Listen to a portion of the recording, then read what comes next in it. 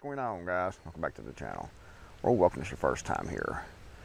What is God telling you? What do you feel? What do you feel is coming? Do you think that with everything going on that things are just going to get better, or is God telling you that you need to prepare? Is God telling you in your heart that everything's going to be okay? Everything here on earth is going to be okay. All the political things going on right now, all the shortages, the economy, the political division, the war going on right now, and potential even more widespread conflict with Russia and China and Ukraine and NATO and pretty much everybody. What's God telling you? Is God telling you it's going to be fine, it's going to get better, or is God telling you it's not fine, this is something that you need to be preparing for? You need to prepare even more. You need to kick it into overdrive. And for me, that's what God's telling me right now.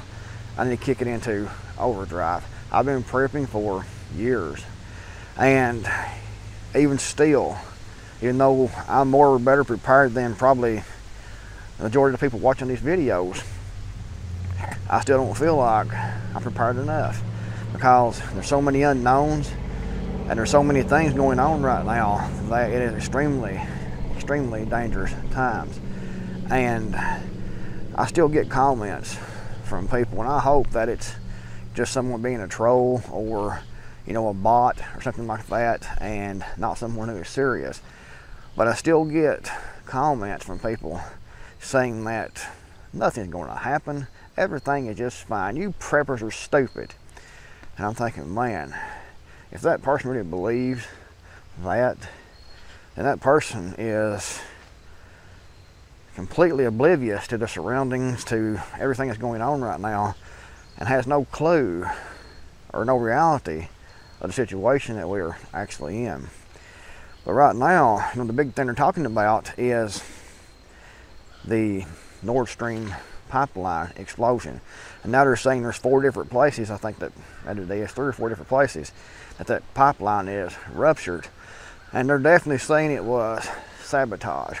And I saw a clip pop up on YouTube that was posted from ABC News, I think it was, which is, as we know, is the mainstream news media source. And of course, they were saying Putin, Putin, Putin, Putin, Putin, Putin, Putin, Putin. It's always Putin and Russia is doing everything, no matter what the evidence shows. And they're trying to blame Putin for blowing their own pipeline up.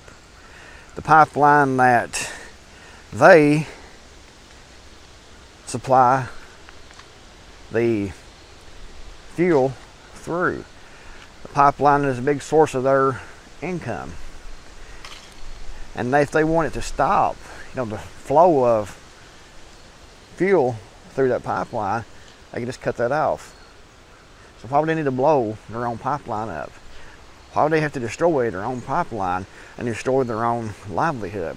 Plus, there's a huge bargaining chip when it comes to these sanctions, to Europe sanctioning Russia, because Russia could just cut the tap off, and Germany and a large part of Europe would be in the cold this winter. And they were talking about, you know, trying to lift some of the sanctions on Russia. The United States don't like that. They don't want the sanctions lifted on Russia. Let me answer the first question first. If Russia invades, that means tanks or troops crossing the border of Ukraine again. Then there will be no longer a Nord Stream 2. We will bring an end to it. How will you do that exactly, since the project and control of the project is within Germany's control? We will, I promise you, we'll be able to do it. With regard to Nord Stream 2, we continue to have very strong and clear conversations with our German allies, and I want to be clear with you today. If Russia invades Ukraine, one way or another, Nord Stream 2 will not move forward. This committee is pretty unified on it. May not be unanimous, was our support for sanctions against Nord Stream 2 pipeline, and that I think many of us were very disappointed that those sanctions were not fully implemented and the construction continued. I can't think of a more powerful way to punish Russian aggression than by rolling back what progress has been made and, if at all possible, prevent the Nord Stream 2 from ever being completed. Is that something that is being discussed with allies? Is that something that's being contemplated?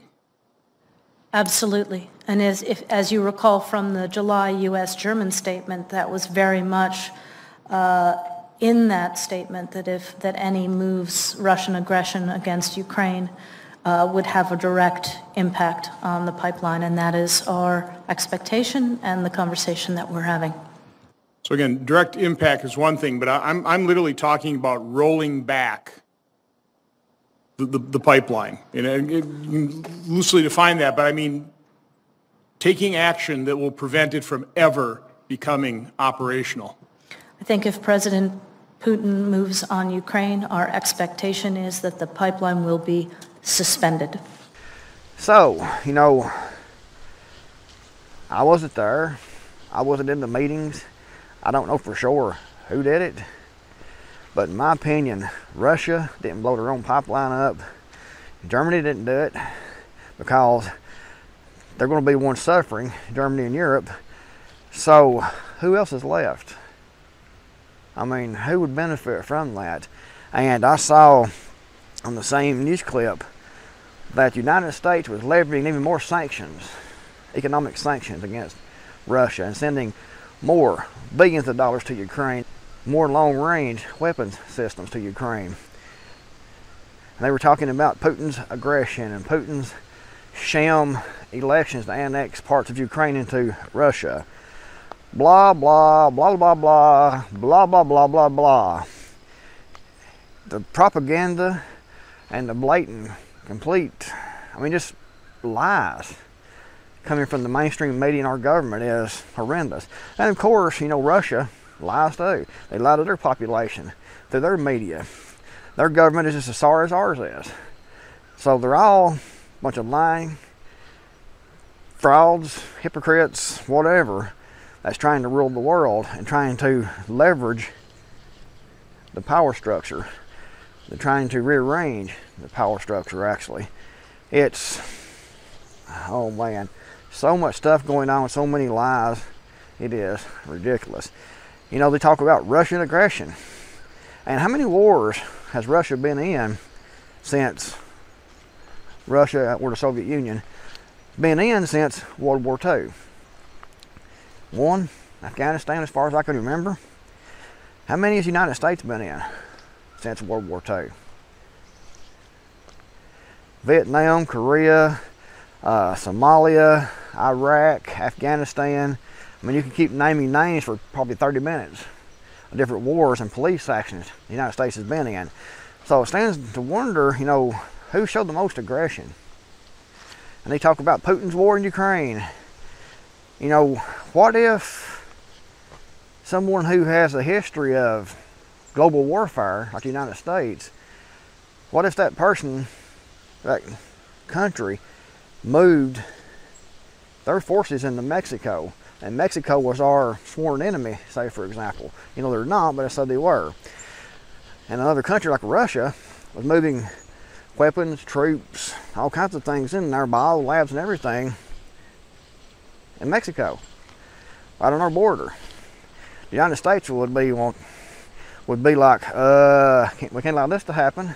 We have to do something about this. And we know what would happen. Attack. So, you turn it around that way and look at it from that perspective, and you can see why things happened the way they have happened. And in my opinion, from what I've read and what I've saw, the war that broke out, with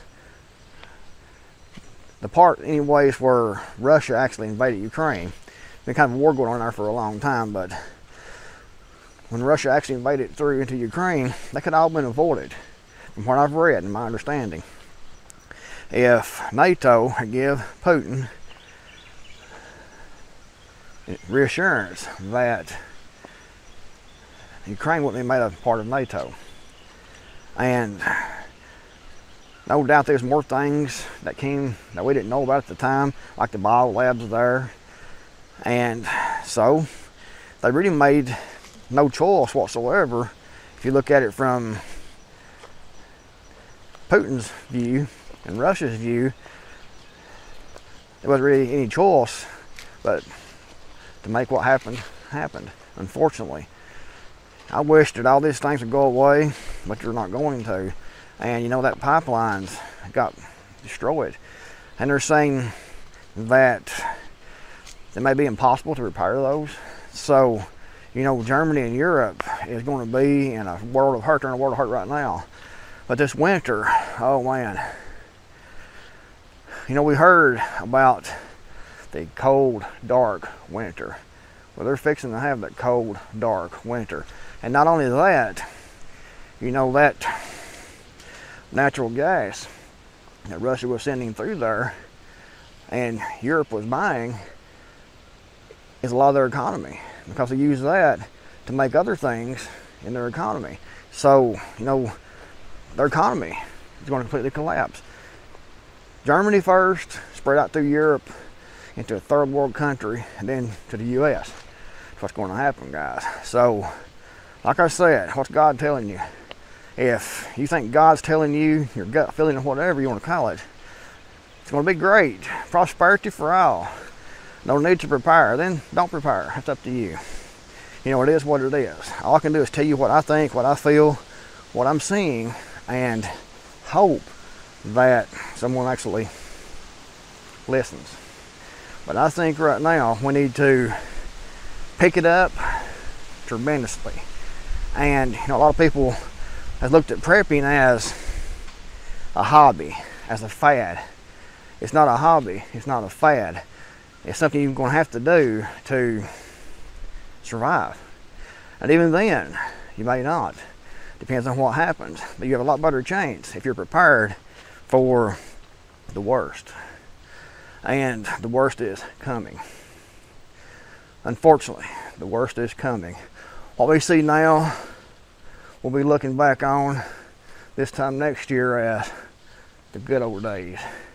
And the good old days are over, unfortunately. So guys, if you liked the video, give it a thumbs up, really appreciate it. Subscribe to my email newsletter in the link below. Thanks for watching. Pray for Florida, pray for the world, but prepare and listen to what God is telling you. I'll see you guys in the next video, hopefully.